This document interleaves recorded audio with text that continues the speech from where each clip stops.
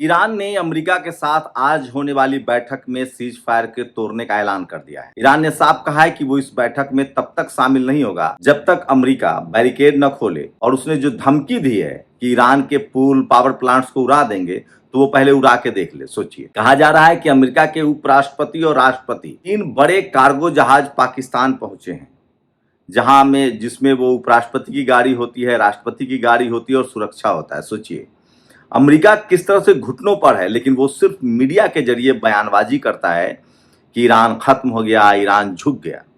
Iran ने साफ कहा है कि बिना मेरी शर्तों के अलावा और किसी बात पर हम बात नहीं करेंगे। ईरान की शर्तें क्या हैं?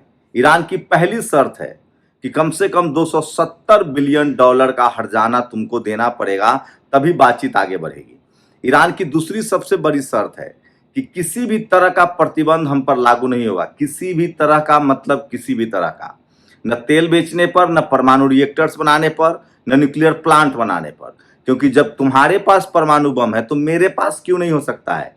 तुम कौन से बॉस बने घूम रहे हो कि तुम्हारे पास परमाणु बम हो, हमारे पास न हो? तो ईरान अमेरिका से 2 टूक बात कर रहा है, अप एंड डाउन होकर नहीं, आंख में आंख डालकर, कि तुम्हारे पास परमाणु बम है, तुमने परमाणु बम का इस्तेमाल किया है, तो मैं क्यों नहीं करूंगा। सोचिए ईरान की बौद्धिक लेवल इस लेवल पर है। तीसरी जो बड़ी शर्त है कि हमारा गारंटर रूस और चीन होगा।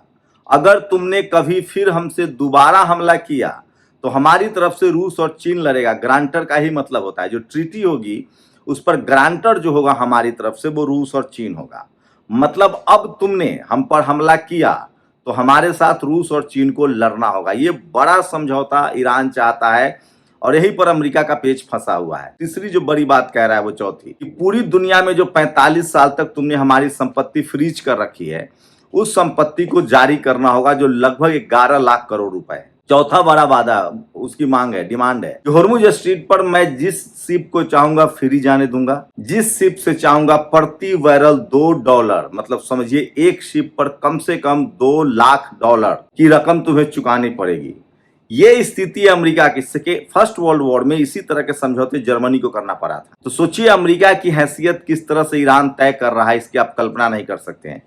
इसी बीच लगातार नॉर्थ कोरिया जो है वो एंटी कॉन्टिनेंटल बैलिस्टिक मिसाइलों का प्रयोग कर रहा है, वो लगातार उसकी जांच कर रहा है, वो लगातार उसका प्रयोग कर रहा है और ये साबित करना चाह रहा है कि हमारे पास जो मिसाइल है वो अमेरिका के किसी भी शहर में गिर सकता है। तो बैलिस्टिक मिसाइलों का प्रक्षेपण हो रहा है, लगातार वो टेस्टिंग कर रहा है और लोग कह रहे हैं, दुनिया भर के जानकार कह रहे हैं कि अब वो इंतजार में है अमेरिका और ईरान का युद्ध शुरू हो। तो इसका मतलब साफ है कि अमेरिका ने अब घुटने टेक दिए हैं। अमेरिका किसी भी कीमत पर बातचीत करना चाहता है। हॉर्मुज स्ट्रीट पर पूरा कंट्रोल है ईरान का, और सोचिए एक युद्ध ने ईरान के सारे दरवाजे खोल दिए हैं। लेकिन ये तो सिर्फ ईरान अपने लिए चाहता है। इसके उलट ईरान की प्रायोरिटी में, प्राथमिकता में जो है वो अभी भी फिलिस्तीन है। इजराइल ने जो फिलिस्तीन पर कब्जा कर रखा है, जो बमों की बारिश की है, वो उसे छूट चाहता है। वो चाहता है कि किसी भी कीमत पर अब फिलिस्तीन पर बमबारी नहीं होगी, फिलिस्तीन पर हमला नहीं होगा और फिलिस्तीन को पूरी तरह से आजाद करना होगा। ये सबसे बड़ी प्राथमिकता है ईरान की। दूसरा लेबनान को लेकर है, मतलब ईरान अपने दोस्तों के साथ किस कदर ईमानदार है, सोचिए। वो लेबनान को लेकर कह रहा है कि अब लेबनान पर भी हमला नहीं होगा, लेबनान पूरी तरह से सुरक्षित होगा। वो यमन को लेकर भी सीरियस है और कह रहा है कि अल मंदेब पर यमन का कब्जा है, यमन जिस शिप को चाहे जाने देगा, नहीं जाने देगा, क्योंकि हमास, हूती और हिजबुल्लाह ने इस युद्ध में खुलकर ईरान के साथ दिया था। सोचिए ईरान तो उस खाड़ी देशों की भी भलाई चाहता है जो अमेरिका के पिछलग्गू हैं। ईरान का साफ कहना है कि दुनिया में किसी भी देश को ये आज़ादी होनी चाहिए, संप्रभुता होनी चाहिए कि वो अपने सामान की खरीद फरोख्त अपनी करेंसी में करेगा, और ये वो कमजोर नस है जिससे अमेरिका घबराया हुआ है। सोचिए खाड़ी देशों में तेल का बड़ा कारोबार है, और आप अगर एशिया के दूसरे देशों की बात करें तो खाड़ी देशों के अलावा तेल जो है वो सिर्फ रूस के पास बड़ी मात्रा में है। ऐसे में अब तक अमेरिका जो है वो खाड़ी देशों को कंट्रोल करता था। Saudi Arabia, Jordan, Syria, Qatar, Oman, Bahrain, इन तमाम देशों को कंट्रोल करता था और वहां उसके डॉलर में कारोबार होते थे। तो अमेरिका किस तरह से बेनकाब हो गया इस युद्ध में, आप इसकी कल्पना नहीं कर सकते हैं। और चारों तरफ उसकी किरकिरी हो रही है, कोई उसकी बात सुनने वाला नहीं है। दुनिया का हर देश कह रहा है कि अमेरिका एक बरबोलापन देश है, अमेरिका की कोई सुनने वाला नहीं है और अमेरिका जो है उसको घुटनों पर लाना चाहिए, और अमेरिका घुटनों पर आ गया है। सोचिए, ईरान रोज कह रहा है कि मैं सीज फायर नहीं करूंगा। दुनिया भर के देश अब तक अमेरिका और यूरोप जाते थे बातचीत के लिए। सोचिए, याद कीजिए यूक्रेन का राष्ट्रपति, जो ईरान और रूस और यूक्रेन का युद्ध चल रहा है, किस तरह से डोनाल्ड ट्रंप ने यूक्रेन को बेइज्जत किया था। यूक्रेन यूरोप में आता है और वो नाटो में शामिल होने की कोशिश कर रहा है। सोचिए, पूरा का पूरा यूरोप उससे बदला ले रहा है। यही डोनाल्ड ट्रंप ने वेनेजुएला के राष्ट्रपति का अपहरण कर लिया था, उसे अपहरण करके अमेरिका ले आया। पूरे लैटिन अमेरिकी देश, मैक्सिको, ब्राजील सब नाराज हैं।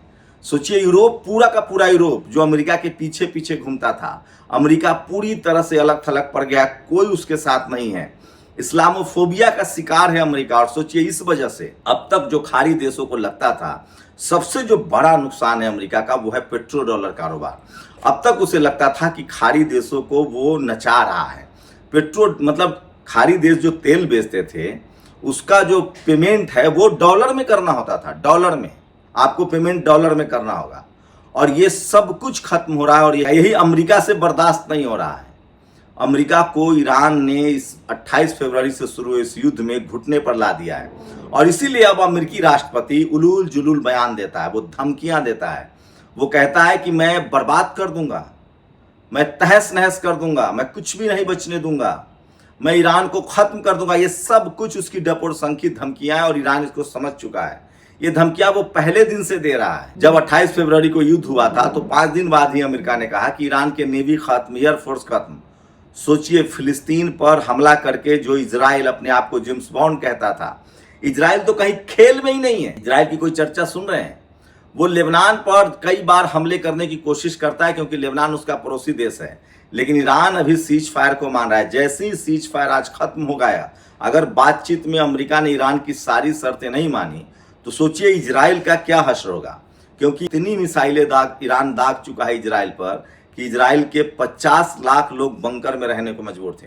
मैं बार बार कह रहा हूं, इस युद्ध से कुछ नहीं हासिल होगा। सिर्फ 2 शख्स अपनी सत्ता बचाने के लिए उसने दुनिया को मुश्किल में डाल रखा है।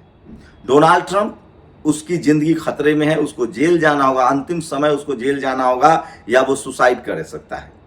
क्योंकि डोनाल्ड ट्रंप का एप्स्टीन फाइल में नाम है। डोनाल्ड ट्रंप का एप्स्टीन फाइल में नाम है, उसे देर सवेर जेल जाना ही पड़ेगा। ये बात उसकी खुद पत्नी ने कहा है। लेकिन अभी युद्ध है, तो युद्ध में इमरजेंसी होती है, और इमरजेंसी में आप उसको छेड़ नहीं सकते हैं। यही बात बेंजामिन नेतन्याहू के साथ है। वो भी अपने देश में भ्रष्टाचार के आरोप में फंसा हुआ है, और जैसे ही वो भ्रष्टाचार के आरोप से जैसे ये केस बंद होगा, इमरजेंसी लागू होगी, भ्रष्टाचार के आरोपों की जांच होगी और उसे भी जेल जाना पड़ेगा। तो डोनाल्ड ट्रंप और बेंजामिन नेतन्याहू सिर्फ अपनी सत्ता बचाने के लिए, उसके अमेरिका का भी सोचिए, उसके अमेरिकी हितों का ख्याल नहीं है। डोनाल्ड ट्रंप के बारे में सबसे ज्यादा गुस्सा अमेरिकी लोगों के अंदर है। अमेरिकी लोग उसे पागल कह रहे हैं, अमेरिकी लोग उसे टेररिस्ट कह रहे हैं, अमेरिकी लोग उसे मासूम बच्चों का हत्यारा कह रहा है। मैं फिर कह रहा हूं, ईरान ने एक झटके में दुनिया को आजाद करा दिया है, और सोचिए उसके सारे हथियार धरे के धरे रह गए हैं। तो आज अगर बातचीत टूट जाती है, जिसकी पूरी संभावना है, क्योंकि कल जिस तरह से ट्रंप ने धमकी दी थी कि हम डील दे रहे हैं, ईरान कह रहा है कि मेरे डील पर बात करो, हम जो कहेंगे वो होगा, तुम्हारी हम सुनने नहीं आए हैं, सुनाने आए हैं। तो देखिए, आज सारा दिन भर आज बड़ी गहमा गहमी रहेगी। सारी अपडेट्स आप नेशनल दस्तक के यूट्यूब चैनल्स पर देख सकते हैं। आप हमें अपनी प्रतिक्रिया भी जरूर दीजिए। ईरान युद्ध पर सबसे ज्यादा सटीक विश्लेषण हम आपको करते रहे हैं। मैं फिर कह रहा हूं, इस युद्ध ने दुनिया को अमेरिका से आजाद करा दिया है। सोचिएगा जरूर, अपनी राय जरूर दीजिए। शुक्रिया। नेशनल दस्तक की आपसे गुजारिश है कि अगर इसको बचाना चाहते हैं तो नेशनल दस्तक को सब्सक्राइब करने के लिए रेड कलर के सब्सक्राइब बटन को दबाएं, फिर बेल आइकन की घंटी दबाएं। नेशनल दस्तक को बचाने के लिए बहुत जरूरी है कि हर खबर को शेयर करें, लाइक करें, कमेंट जरूर करें।